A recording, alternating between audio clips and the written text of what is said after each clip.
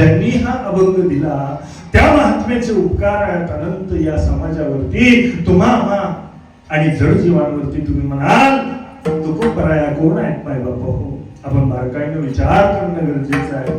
तुकोबराया जर कोण आहे असा जर विचार केला तर ज्यांनी मराठी मनाच्या आणि मनावरती अधिराज्य गाजवलं, या मराठी माणसाला खऱ्या अर्थानं देव देश आणि धर्म याची शिकवण देण्याचं कर्तव्य निभावलं असे तुकोबराया.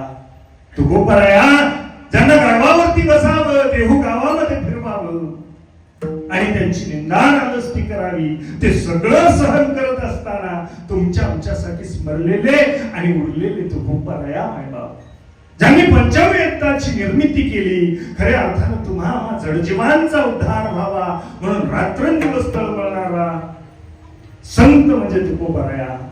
हो, संसाराच्या नावे घालून या शून्य, हो संसाराच्या नावानं शून्य घातला आणि संसाराचा विचार न करता तुमच्या आमच्या भाग्याचा विचार करत असताना जे जगले ते तुकोबराया.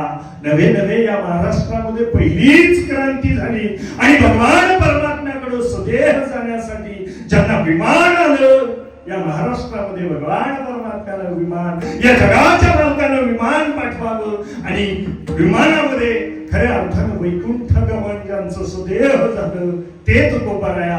त्या तुकोबरायांचा अधिकार जर पाहिला तर अधिकार श्रेष्ठ आणि ज्येष्ठ आहे. काय अधिकार आहे? तुकाराम तुकाराम